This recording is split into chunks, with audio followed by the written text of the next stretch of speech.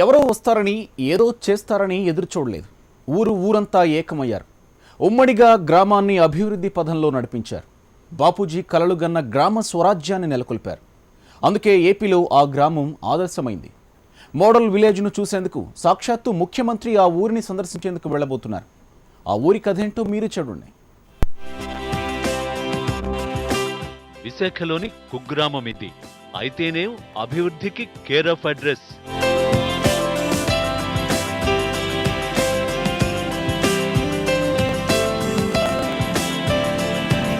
ఈ ఊరి పేరులోనే ధర్మం ఇమిడి ఉంది. అందుకే ఇక్కడి ప్రజలు ఎవరి పని వారు ధర్మబద్ధంగా నిర్వర్తించారు. కన్న తల్లి లాంటి ఊరిని కలిసికట్టుగా ఉన్నతంగా తీర్చిదిద్దుకున్నారు. నర్సీపట్నం మండలం ధర్మసాగరంలో ఎన్ఆర్ఈజీఎస్ నిధులతో 100% అభివృద్ధి పనులు జరిగాయి.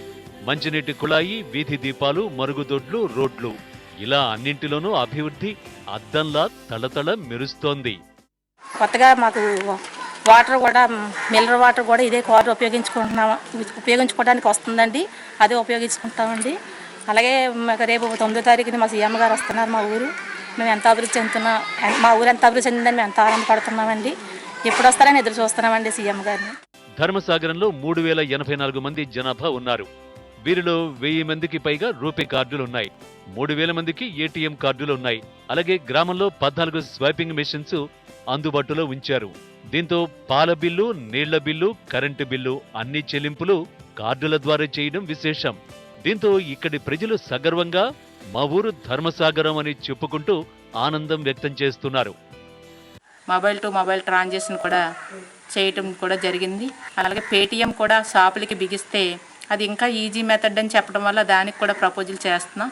పాల ప్యాకెట్లు కూడా మేము ఈ రూపే కార్డు ద్వారా కానీ మేము వినియోగించుకోవడం జరుగుతుంది. వ్యవసాయం మీద ఆధారపడ్డ రైతులకు రుణ సదుపాయం, మహిళలకు స్వయం ఉపాధిని పెంచడం వంటి కార్యక్రమాలతో ధర్మసాగరం ప్రత్యేకతను సంతరించుకుంది. రైతు నుంచి రాజకీయ నాయకుల వరకు ప్రతి ఒక్కరూ గ్రామ సంక్షేమం కోసం కష్టపడుతున్నారు. అందుకే జాతీయ స్థాయిలో ఉత్తమ పంచాయతీగా ప్రధాని చేతుల మీదుగా అవార్డును సొంతం చేసుకున్నారు. పాల వ్యాపారం నాకు ఆంధ్ర బ్యాంక్ వారు సైకిల్ వేసి ఇచ్చారు. ప్రతి ఒక్కరు వచ్చి ఈ రూపీ కార్డు వారు పాలు కొనుక్కుంటున్నారు. ఇప్పటికే ప్రభుత్వ పిలుపు మేరకు నగదు రహిత లావాదేవీలు జరుపుతున్నారు. దీంతో ఆదర్శ గ్రామాన్ని చూసేందుకు ఆంధ్రప్రదేశ్ సీఎం సిద్ధమయ్యారు. జనవరి 9న ధర్మసాగరంలో పర్యటనకు చంద్రబాబు అపాయింట్మెంట్ ఇచ్చారు. ధర్మాన్ని మనం రక్షిస్తే ధర్మం మనల్ని రక్షిస్తుంది అనే సిద్ధాంతాన్ని నమ్ముకున్న ధర్మసాగరం ప్రజలు నిజంగానే ఎంతో మందికి మార్గదర్శకులు.